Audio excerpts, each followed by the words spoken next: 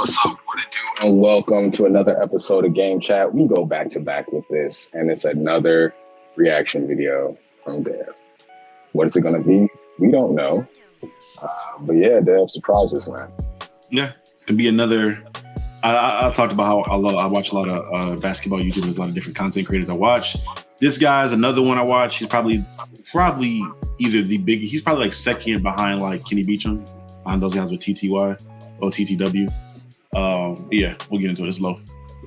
Yo, that basketball world is one and only legend of winning, aka Low, and the Brooklyn Nets suck. Like they are really, really, really bad, which is a shame because this is an organization that had expectations of winning a championship sooner than later, especially with not only the drama that has been going on over the past, 12 to 18 months, but just having Kevin Durant and Kyrie Irving on your team definitely had expectations that needed to be met. And they are so far removed from that reality right now that it's extremely concerning. So let's talk about what's the biggest problem with this team. Now, I already know for a fact a lot of people are going to sit here and say, oh, it's Ben Simmons. He's the problem. Oh, he sucks. He's not doing nothing. He can't space out the floor. He can't shoot. And to be fair, that is a problem. That is undeniably one of the bigger problems with the Brooklyn Nets. And it's a shame because if you are Ben Simmons and if it doesn't work for you in this situation, honestly, I don't really know how many other teams can best maximize who you are supposed to be. In this role, Simmons is supposed to be the pseudo Draymond Green. And right out the gate, I'm going to have to apologize to Draymond and the Warriors because, boy, did we undersell what that team has been able to do for the past like just 5, 7, 10 years now. The Warriors are a team that is predicated on player movement, the chemistry that Draymond has built with Curry and Clay. And more importantly, though, Draymond is aware enough to know when to be aggressive, certain defensive collapses so he can get easy buckets. When it comes to the Brooklyn Nets, however, they have very little player movement and ball movement, very isocentric.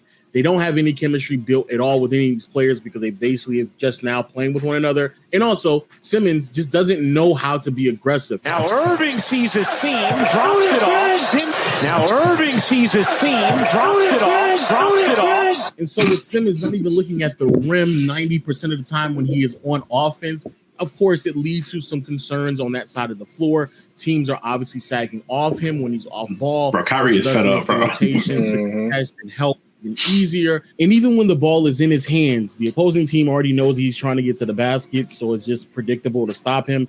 And it still makes it significantly harder for his teammates to operate and run plays because his assignment is still sagging so far away from him that they can just disrupt any set that is trying to be ran. Just chilling. That with lineups open right there. If he's being aggressive, waving his hands, he's got an easy dunk. We're talking about a team that was set to be one of the best offensive units in the NBA, being slightly above average, which is crazy because both Kyrie and Kevin Durant have to be like historic mid-range shooters and shot creators and tough shot makers, and they are still slightly above average. However, it's not as crazy as how bad of a defensive unit this team is, because this team is really, really, really bad defensively. In the 7 games in which Nash was coaching this year, the Brooklyn Nets were really bad in practically every defensive statistical category. They had the second worst defensive rating at 119.1. This resulted in the opposition putting up 120 points on a night-to-night basis. LA number 2, boy. Which is ridiculous for one of these slower-paced teams in the league. Also, the Nets are terrible at rebounding, which resulted in second chance opportunities for the opponent, but for a clear indication of a poorly disciplined defensive unit. Bro, the Nets were giving nearly 27 trips to the free throw line to the opposition while also allowing them to shoot 41% from deep. My goodness. Here's what makes it even worse, though. It's not as if like this is a team that has had like 2 to 3 egregiously bad defensive outings that could be teetering the scale in such a small sample size. No. We're talking about a team that has allowed their opponents to have career nights against them. The Pelicans grabbed 21 offensive rebounds. Siakam had arguably the greatest offensive game in his career with a 37-point triple-double on great efficiency. John Bain combined for 76 points.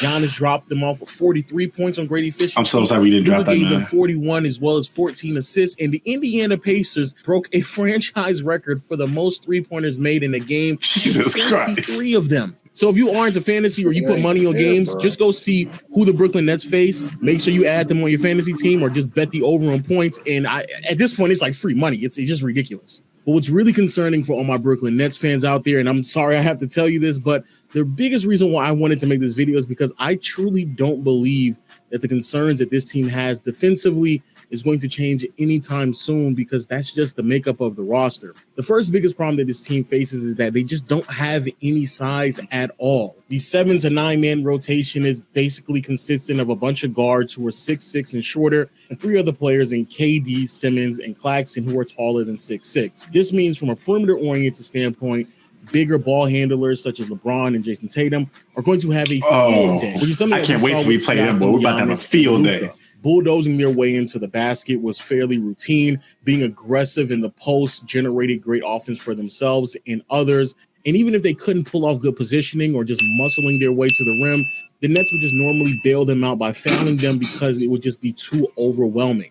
Now, you may be asking yourself, well, why isn't Ben Simmons just defending these players? And originally, in a lot of these defensive sets, he is. But for whatever reason, the Nets are a switch-heavy team, which makes no sense at all. Because of this, they are extremely vulnerable to players who hunt for mismatches like Luka, which is the reason why he was able to go for 41 points and took 10 trips to the charity. He should not be on Patty Mills, bro. Frustrating watching some of these games, and I'm not even a Brooklyn Nets fan, is that how easy they were willing to switch on some of these weak-ass screens. Like, these are not good screens being set.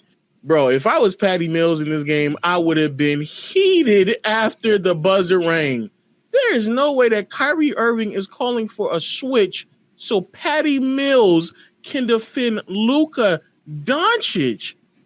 Like, what in the fuck are we doing? And they are automatically switching as if like that is their defensive scheme. Like that's what they're scheming to do, which is crazy if that's the case, because FYI, Steve Nash, you don't have the personnel to do that, which then brings us to the lack of size inside, because again, the only quote unquote big men on this team is KD, Ben Simmons, and Claxton. All three of these players are far removed from like post defenders or somebody who knows how to actively contest at the rim consistently. The numbers back this up as well, especially with Kevin Durant. I mean, he is easily one of the worst rim protectors in the NBA right now. But more importantly, when you pull off a switch-heavy defense, you now have Simmons, Claxton, and Durant on the perimeter when they should be either in the corner ready to help or in the lane itself, because you don't really have any other interior presence.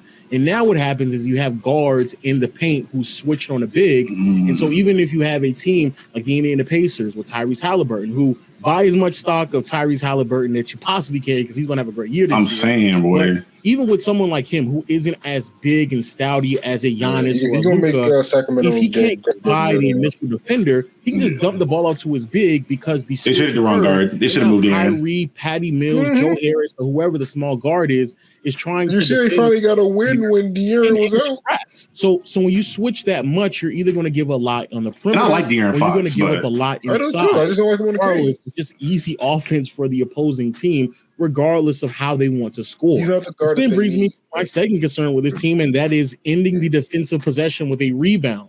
The Pelicans were able to record 21 offensive rebounds against this team, and I don't think that will be an Zion was having a field day season. Again, especially when you are a switch-heavy team, when you are switching and pulling out Simmons and Claxton away from the basket, there isn't anybody inside who can properly box out or get in position to grab offensive rebounds. So even if you do pull off a really sound defensive possession, if the team is just getting a second opportunity, what does it really even matter? Side note, I don't know if y'all watched that game, but it was just like literally hilarious to watch Zion just like he saw Ben Simmons and that man had a mirage of like a steak in front of him. Like he just ate this man's lunch. It was ridiculous. The other problem with this is that Simmons and Claxton are not good rebounders. The amount of times that I have seen Simmons just look up at the board and just watch the ball and not box out anybody at all. I mean, it's frustrating. It's like, bro, what are you doing? Box out somebody. Like, what are you doing? So even when it comes to your two big men, they're either switched out on the perimeter, or even if they are close to the basket, they're not even technically sound enough to box out properly or put themselves in proper position to make sure that you can secure the possession so you can go back on the other side of the floor. And even if they're not doing that, they're probably doing a lot of helping or overcompensating for the rest of the team's deficiency, which is the third concern that I have for this team. The amount of times that Claxton and Simmons have been caught ball watching so far this year, quite frankly, has been embarrassing. I don't really even blame them that much because I know why they're doing it. They constantly have to be in position to send help, and they don't know how quickly the defense will just collapse and they're just out of position. Because of this, players who are constantly on the move off ball, like Duarte and Buddy Hield, can consistently catch this team sleeping. This extends even further beyond just Simmons and Claxton. I've seen Durant be very slow on closeouts. Kyrie has put his team at massive disadvantages when he's trying to gamble in hopes that he can get a quick steal. And even other players such as Patty Mills and Joe Harris sending help in unopportune situations, just leaving someone open. Yeah, last year too. On the strong side. Again, all just unacceptable. The amount of times the Nets defense have just fallen apart because two players believe that they need to step up on somebody or tag the roll man, leaving somebody wide open, or another player has to help because somebody else is overcompensating for another player. It's just a lot. And there's not enough communication, not enough trust for this team. And it's going to continue because the personnel just isn't there. Yo, I'm actually re-recording this outro because it just broke that Steve Nash lost his job. And honestly, that's not a surprise at all, because one of the other problems with the Brooklyn Nets is that Steve Nash was just way over his head. Not only was he dealing and juggling with personalities and egos on his team, but he just didn't understand the nuances of offenses and was clearly way out of his depth on the defensive end of the floor. Man. And that was very prevalent. This is a team that has the talent, but also is lacking a lot of the components. So to make sure that you maximize everyone on the roster all the time is to scheme it correctly. I actually talked about this early in the video without me knowing that he was going to get fired, but yo, Steve Nash sitting here running a switch-heavy defensive scheme without having the personnel to do so is dumb. It's just dumb. And even though, yes, you do have two great isolation scorers, bro, run something else. You're just sitting there putting Ben Simmons in the dunker spot. Nick Claxton is setting a screen, and it's just bad offense. Teams are just helping off of them routinely. So, no, this is not a surprise to me at all, especially with everything that I just pointed out to you in this video. But what is a surprise, though, is that why they chose to fire him now when they could have just fired him in the offseason the way that Kevin Durant was requesting him. But, you know, that's a bunch of narratives. I probably will talk about that on my main channel. But, yeah, please let me know what you think about the video in the comment section below because, boy, this right here is ridiculous. I don't know if losing Steve Nash is going to alter anything because, again, the personnel is just bad. And really and truly looking at this roster from a wide lens, bro, I mean, a miracle would have to happen for them to turn around to be a top 10 team in the NBA, let alone a team that's supposed to win a championship this year. But again, those are my thoughts. And until next time, I'll see you all later. Peace. Okay.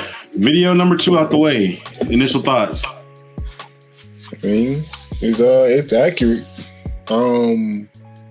It's just a lot of things that's gone wrong with the way this Brooklyn team plays. You have Ben being ultra non-aggressive, which completely nullifies his usefulness, because if you're not attacking the basket, what can you actually do on the offensive end at that point? Because you're a literal negative offensively. And then why would you possibly think that when a switch the offense on a team with 2 defenders total is a good idea? Like, what possibly made you think that? I was like, yeah, that can work on a NBA league that's predicated on offense. Like, people are gonna just say, "Oh, I got Patty Mills on me, barbecue chicken." Right. It's crazy to me because we've seen, at least within probably last 5 to 6 years, where it was a whole thing where teams had the philosophy of, oh, we have bad defense, we're just gonna outscore the other team. I'm like, that's never gonna work. I honestly have the belief that a team like that is never gonna win a ring. That's why I said Houston wasn't gonna win that shit. That's why I said the Brooklyn was gonna win that shit whenever they first got together, because there's no way you can get into a half-court set in the finals or a deep playoff series where things are coming down to the wire and you're just giving up basket after basket after basket. Because all that's gonna happen is the team's gonna headhunt. Especially if you're playing, we've seen it with Luka, LeBron, any bigger guard, it's all right, come set this pick, bring your man to me, get the switch going, especially with a team like that switches everything. Oh, we're just going to keep setting these picks until I get the switch that I want, the matchup I want, and then it's barbecue chicken. I'm babying them. I'm eating them alive. Or at least I'm eating them alive, or I'm drawing in help from the opposite corner and swing that over. That's an open three. And they're going to do that every single time and make that offensive player or whoever that is work on that defensive end, and now they're weak. Like just last night, I know I had to be, I was going to go back to the Lakers at some point, but we did the same thing last night with them. CJ McCollum wasn't able to really go crazy like he wanted to because every single possession down, LeBron or Russ or whoever had him they were setting pick and rolls off ball and on ball to get that CJ McCollum switch on whoever the ball handler was. And we just attacked CJ McCollum over and over again. So even on his open shots on the other end, he doesn't have the legs in him because he was gassed from playing that defense in the pick and roll every possession down. So I don't know why they expected that with this team, even with especially if you're attacking Kyrie, where he's already not. I don't think he's a net negative on defense. I had to look that up to see. Yeah, but I know he's not negative defensively, but he's not a positive either. He's just there. Right. So he's pretty neutral. And even with that being the case, his offense is going to suffer if he has to defend every single time, which he probably wants to switch all the damn time so he can conserve energy to shoot another end. And then people relied on KD. KD, to me, hasn't really been a good defender since 2017. That year, he was I think he was leading the league in blocks for a good bit in 2017. KD is an opportunistic defender. He'll play defense when he has to, but if the offense isn't running, if he's trying to get in his rhythm and his shots, he's gonna make sure everybody else is playing defense, that's what Ben is supposed to be there for. When I imagine Ben on the Nets, he was the stopper. KD wasn't playing no defense. Kyrie wasn't playing no defense. Ben said, I got all this. And then when the offense gets stagnant, we need to move the ball around. Just let me get this rock. You and Kyrie go off. And that would be, Steve Nash is Steve Nash. Like he said, he's in over his head. You don't put Steve Nash in position on a team where it's we need to win now. It's like the Jayson Kidd, putting Jayson Kidd on the Bucks and then trying to blame anything on him. Right. Now, he's coaching the Mavericks, and the Mavericks are the Mavericks. So cool, you put him in a better position. I'm not saying Steve Nash is the Phoenix Suns, but Steve Nash is the scapegoat for everything that's going on with the Nets. And I feel like a lot of this is all just Ben, but you can't keep putting it all on Ben because then he's really just never going to be right. He already has so much pressure on himself. Yeah, I actually kind of disagree there. I'm not going to put it all on there. I think a lot of it is on Nash because, one, they're not running any type of offense. Two, they're running the worst type of defense possible for their personnel. And three, there is no cohesion between those players. I doubt that, those locker rooms are probably silent. Completely, just utterly silent. Got spoken word or slow jazz in the background when nobody's speaking. I'm talking about you hearing ants crawl, not Yeah, you hear Patty Mills sitting down. Everyone else quiet. Kyrie thinking about his Twitter post. KD just glad to be hooping. KD's pissed because he wanted to be traded. He saw this before the season started. Have you seen KD's Twitter? One of his fans, this is why I said this one. One of his fans said, hey, KD, I love you, man, but you need some help. You need some help over there. And then KD responded, look, I love you, bro. But stop saying this. I'm just happy to be playing basketball on this earth. That's all. So I understand. KD is pissed. But that's the reaction that he has to being pissed. I just say what I'm just hooping, bro. I'm just here. This is why KD not going to go out and play defense like crazy. He's just going to do what he do on offense. He's a walking bucket. He's going to score as close to 30 points a game as he can. If we in the game, we'll play some defense. But I feel yeah, I say less is on Nash because he's a new coach. You put him on the Nets, you put him on a team that we all expected to overachieve and do well. I would say we all did. We expected to overachieve, do well, actually play some defense. They were kind of an anomaly, but we thought they were going to just shut us all up and actually play good.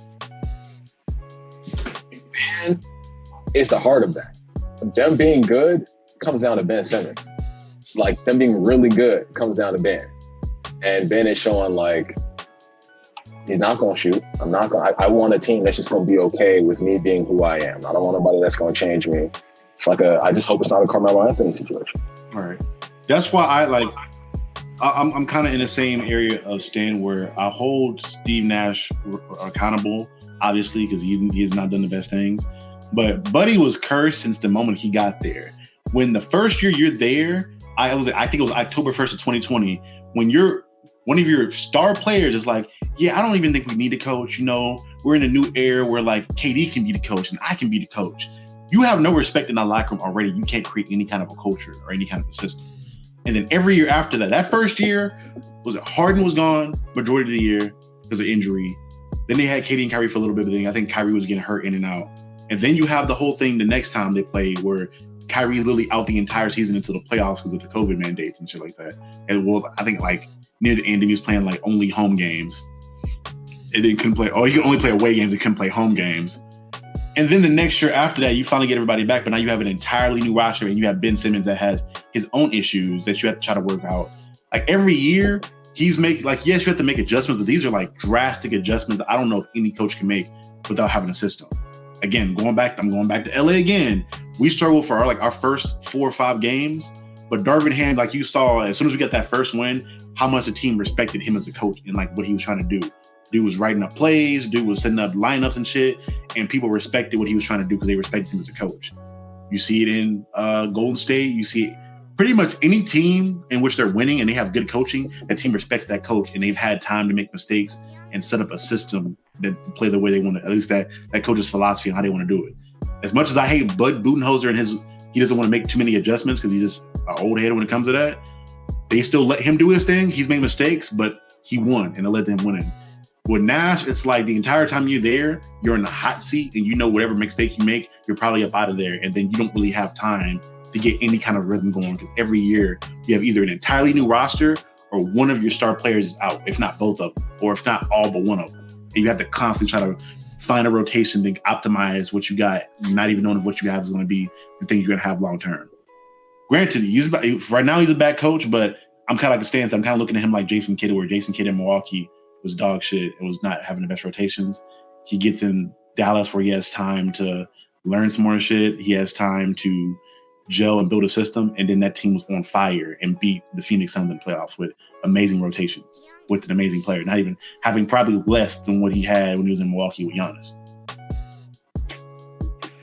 I mean, one of the bigger differences between Nash and Jason Kidd is at least Jason Kidd had some type of influence on that team. Like he gave Giannis the ball and said yo, you can be a point forward, and he kind of helped him step into that. Like, what influence do you think that he had on this Nets team in any way? What influence can you have though? That's what I was gonna ask. I don't think he had any at all. Yeah, but it's like you got some ultra egos in KD and Kyrie, and then you got Ben, who is just like, yo, Ben, hey man, so I really want you to run this and chase everybody around on the floor. I don't do that, Steve. I need more time, man. I would prefer I don't have to run around the court and defend everybody every night. Can we just play like a switch? Okay, we'll switch. Yeah, because KD I ain't guarding my man all the time. Kyrie no man, switch that, man. I gotta score 35 points a game. I'm just speculating as a new coach trying to have influence on them. I mean, granted, you're Steve Nash. You're supposed to have some type of pool. I thought Ben under Steve Nash, you're gonna see some real point guard bonding right here. I don't know. Even this past offseason, your best player wanted you fired. Like, they didn't want you there at all. But what kind of culture do you have then? I thought KD wanted Steve at first. I thought they did. They wanted him. Yeah. And then he came. Apparently, the way it went. And then they wanted him gone. Apparently, the way it went is that KD and Kyrie brought coaches to the Nets ownership, the Nets GM. They were like, "No, we don't want them. How about Steve Nash?" He's like, "All right, yeah, cool. We'll take Steve Nash. It's cool. It's cool with us." Like, they signed up on it, but they didn't go actively recruit him. Okay. But even then, I'm like, I guess we'll stick with Steve. Shit, even with Ben, the best coach he had to optimize his skill set the best was Brett Brown. Buddy literally was begging Ben. He's like, "Hey, give me 1 3 a game. Give me just 1." Then it was like, "All right, Ben, you got to shoot. I'm benching you." And Ben still he's gonna do what he's gonna do. Like, at that point, I'm like, bro, these players are all stuck in their ways right now, and they are reluctant to change until shit gets to the point to where they either change or they probably won't play when they get to that age or that old or whatever in that position. Looking at them, kind of like Russ. Where Russ was like, all right, bro, you have to come off the bench or you're probably getting traded and not playing for another team. All right, cool, I'll come off the bench, and now you're playing the best basketball you can play because you decided to listen to your coach and trust him in that instance. I don't see any of that happening anytime soon unless they're about to be out of the playoffs. And if that's the case, you know Kyrie gone in the offseason, and you know KD going to have another trade request go up, and he's probably not going anywhere. Yeah, he's going to the Bulls. I mean, they didn't stuck with Ben. I'm not even asking Ben to change. I just want you to act like you did before.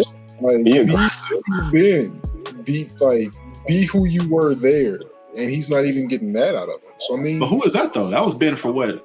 That 20, 25, 30 game stretch? That one season? I would take Ben on his last season in Philly over the Ben that we got right now. It's all in his mind, bro. It's like he has the yips, bro. No, he's having the difference is that Ben had Joel Embiid behind him backing him up. Like Ben being a rim protector, being the only defender now, is not equating to Ben having him being a great defender and having another excellent defender behind you at the rim, where you can just get out there and press and harass guards. I'm not even talking about defensively. I'm saying like think about scoring once. It's okay. You could have the thought to do that, but he doesn't. But like, I didn't mean to cut you off, but like, Ben is more athletic than Luka. The stuff Luka is doing, Ben can do. And it don't even have to be that much finesse. It can literally go, I'm quicker and I'm faster and I'm getting to the cup. Like, or you're going to foul me. You're going to have to foul me. And then as y'all collapse on me, Kyrie and KD can actually score. Or how about when Kyrie and KD are on the bench, I can actually provide some offense so they can get a breather. Like, it's Ben is just still trying to figure out his place on this Nets team. And it's like, dude, your place is to be an all-star. Like, you have to be the guy on this team. Like, you have to act like you want it. He's a third option. But he's playing like he just wants to pass. Just do something more than get the ball, come down court, get to the free throw line, and shovel pass it to the left or right. Like, you can do anything else besides that. He'll be in a one-on-one size advantage. All he has this Euro, or just attempt it, and you get. But he doesn't want to go to the line either. You could fall into your opponent and still put yourself in a better position to take the shot. Like, do some Joel Embiid shit. It's okay. Line. That's the big thing. Like, cause he can average 20 points at the free throw line. Like, no, he shoots like ass on the free throw line too. That's the thing. He can't shoot free throws. He could get to the line 10, 12 times a game. Like, he's too fast. He's too big. Like, he could get there. It's just nah. Hey, bro. I'm gonna say it. I don't think this is too premature, but I think we're approaching bust territory at this point. But right now, Buddy's averaging like what 5 and 5 fouls. Like, you're averaging 5 fouls for the season right now because you just can't play any D and you can't stay on the floor, and then you're not trying to score. It takes a lot for me to call a player a bust, but I think we're starting to approach that area with Ben now, where it's like the mentality. I thought a lot of the mentality thing was just him in Philly and not wanting to be there, not wanting to, like, all right, cool, you're in a new area, new location, new coach, new teammates, you can reinvent yourself. And now it's even worse because now he doesn't have the same support system he had in Philly. That's all I'm saying. We're getting to that point where we don't have to say it at some point. So, because that's funny. 5. He got a 4 for 4 right now off of fouls. That's crazy. No, I won't call him a bust just yet, just because it's still really, really early in the season. Now, do I think that the Nets are going to turn around in top seed East? No, but I need to see him, what he looks like after getting more than 7 games under his belt. But I mean, yeah, if he continues to choose to not attack the basket, that's not a coaching decision. That's not a KD and Kyrie saying don't score, because you literally see shoot it, man, scream that shit.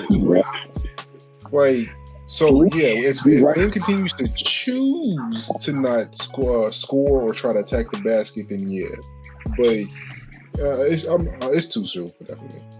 They better go trade for Boss Turner because they need another big, because they need a big that can shoot. You got to get Ben help. I feel like you have to. Ben can be an elite help defender, I think you need to give him like somebody in the paint that can hold it down. Claxton is not the answer to him. Like, they should just say we're going to run zone and zone only, because that's the only thing that you can even try to continue with that roster you got. Because nobody's going out there and saying, "Oh yeah, I'm shutting down that guy." Like, because nobody's defending off ball though. I don't think they're. It's not saying they don't have IQ, but like their defensive awareness on this roster is not, outside of Royce O'Neal, maybe Nick Claxton, and Ben's supposed to have it, but he's not really moving off ball either. They just kind of be getting caught lacking off ball. We saw primarily from KD with Boston last year, where like one of the key highlights of a game winner was him just being zoned out for a second and Tatum at the rim open as fuck. Mm-hmm. Like they just don't have the defensive awareness. And with Ben, it's like I already knew him being a rim protector wasn't gonna work because he's just not big enough to guard the people in the East that he needs to guard, being Joel and Giannis. But I didn't think it was gonna be this bad. Where like, bro, that Zion game, like I watched the Pelicans play them, and literally Zion would just post this man up or like face him up and just like he would not hesitate to go at Ben. Like you would think Ben was not a great defender, did not have a history of being a great defender, the way he was just going at him, like he did not care. And he was I will say that. That is Zion. Zion is going to do that to anybody. He didn't do it to AD. He didn't do it to AD yet. Boy, like I give a portion to that to the fact that B.I.'s missing too. Yeah, like part of it. And Herb Jones. True, part of that. It's mentality for Ben. Like, and it's crazy. Like I said, I think he has the yips, bro. It's all confidence because he's not doing things that he used to do. Ben is going to put the ball up around the basket.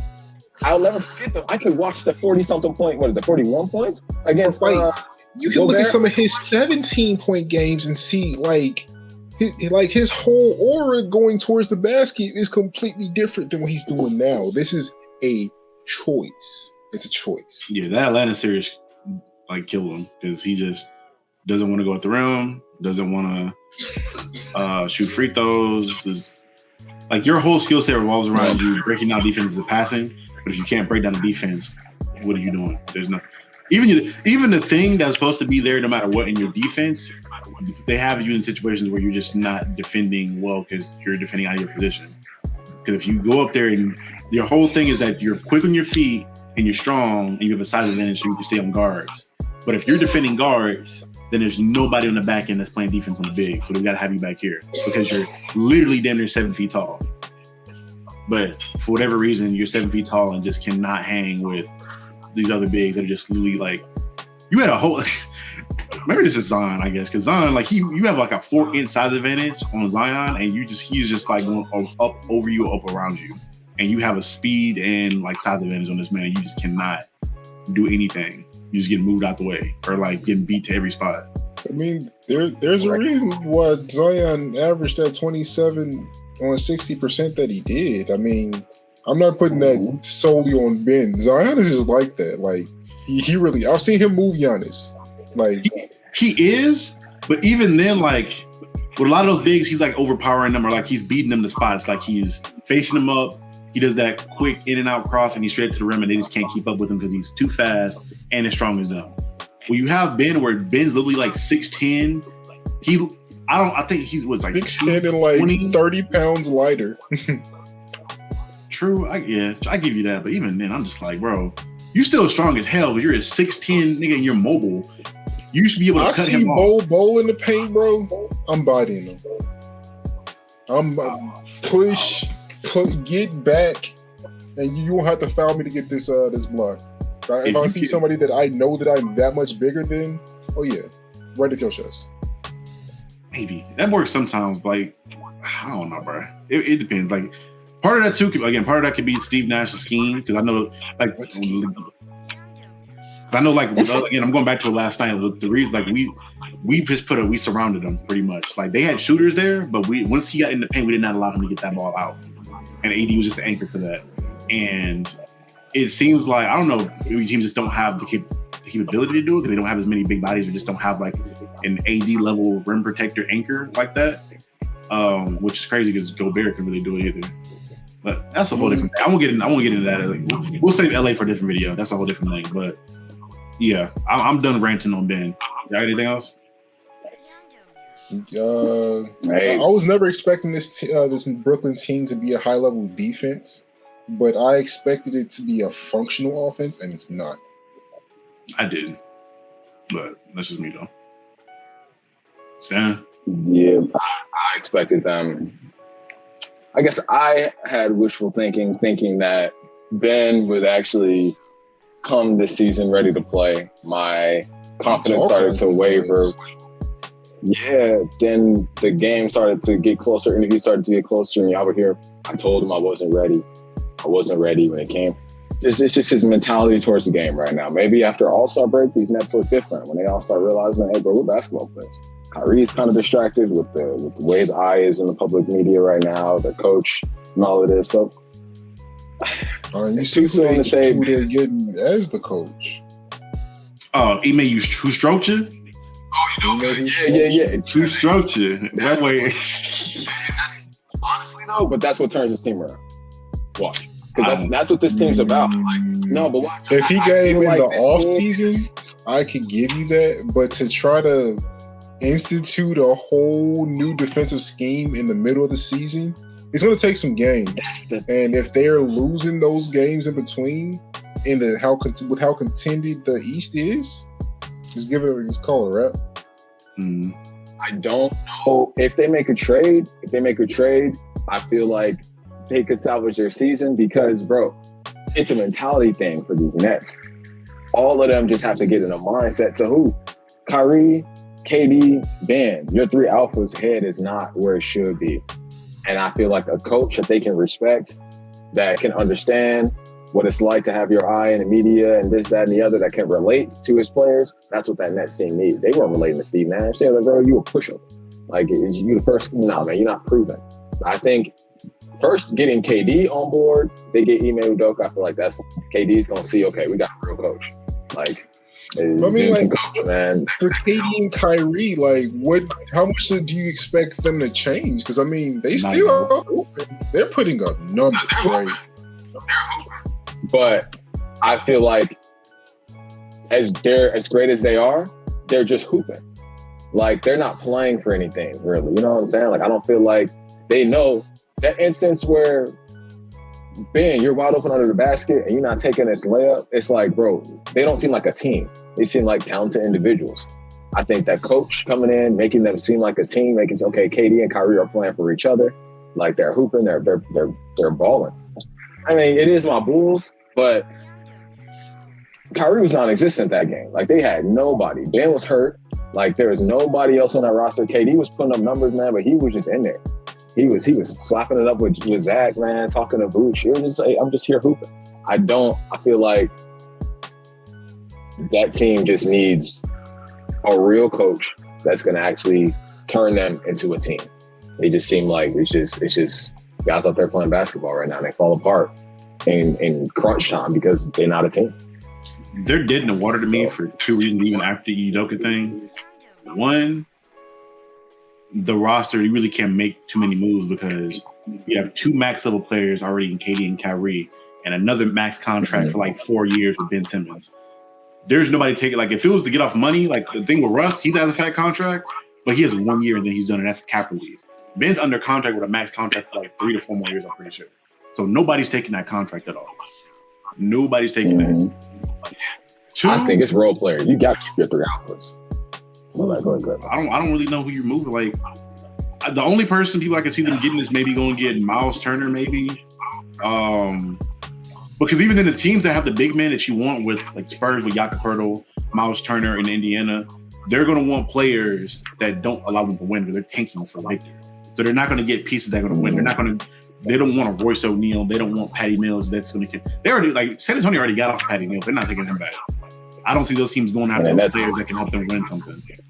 And on top of that, I just don't see these. We've seen 3 players that refuse to change in multiple teams now, or at least for KD and Kyrie. There's no way you're telling me they're going to bring in a coach and he's immediately going to change that whole way. If KD did respect Steve Kerr like that, and Steve Kerr had already won rings before you got there and proved he could win, and Kyrie didn't respect not Brett Brown, Brad Stevens, who would already like take that. Less. I'm sorry, I don't. Wait, who didn't respect Brad Stevens? You said Kyrie? Kyrie did. Kyrie didn't fuck with Brad Stevens like that. And even on top of that, anyway, he should have stayed on the Cavs, which he's even said. And freaking KD even says, like, bro, I feel like I didn't belong on the Warriors.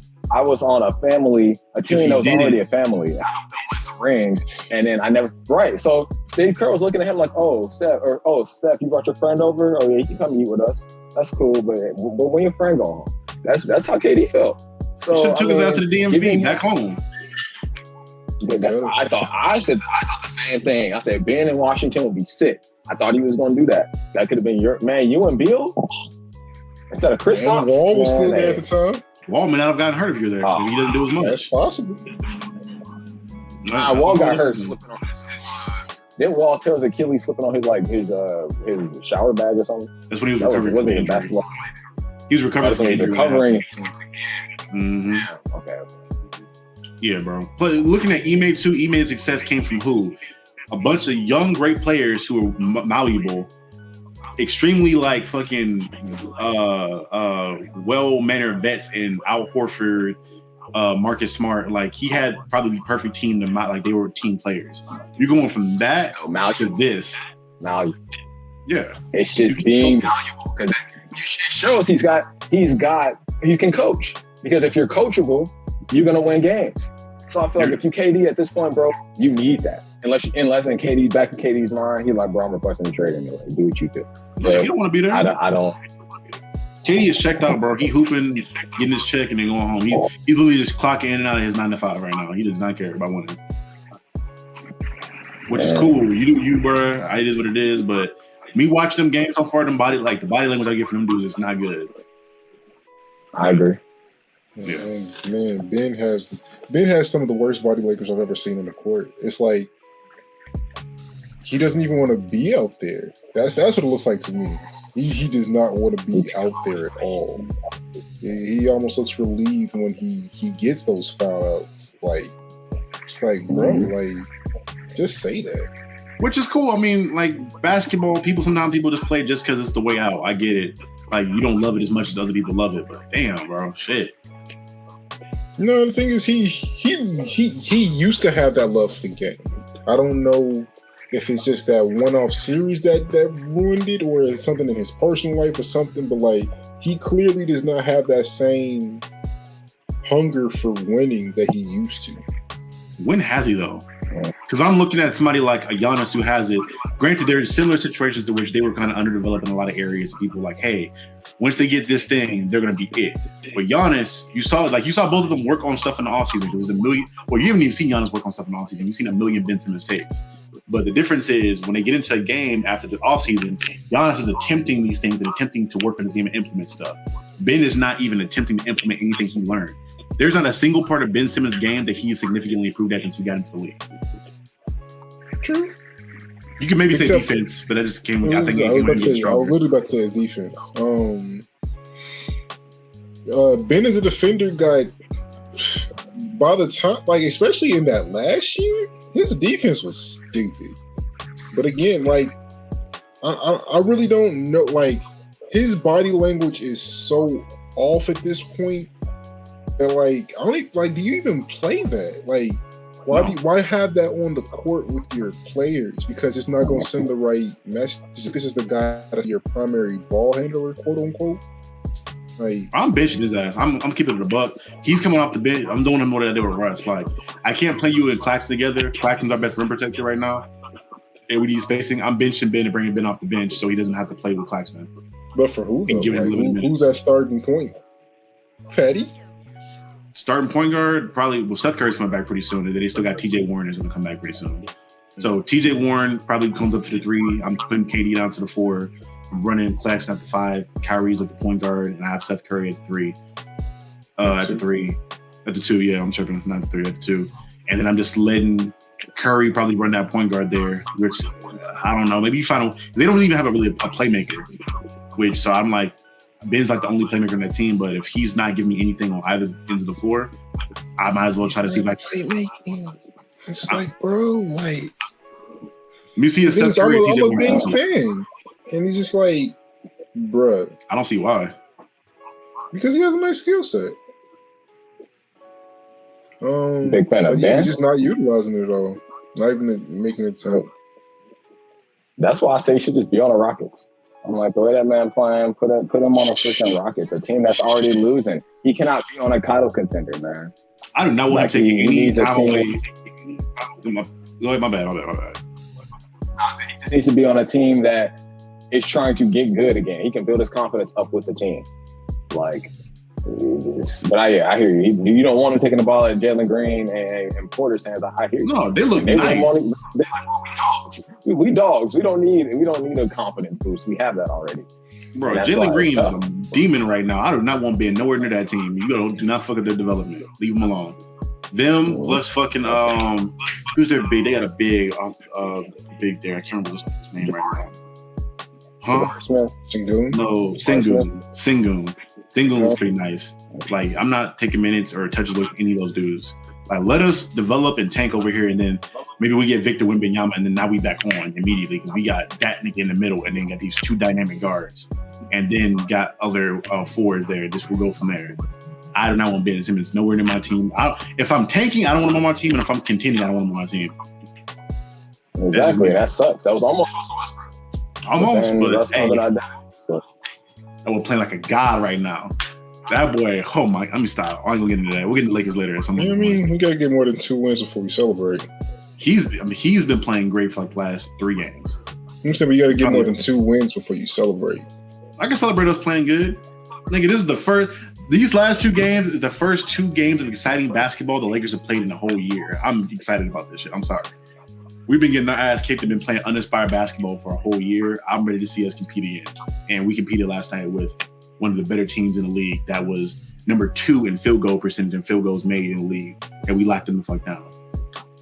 And that's them doing, and they were doing that without BI too, when BI was gone and Herb Jones was gone. They were still killing people. Killing top teams.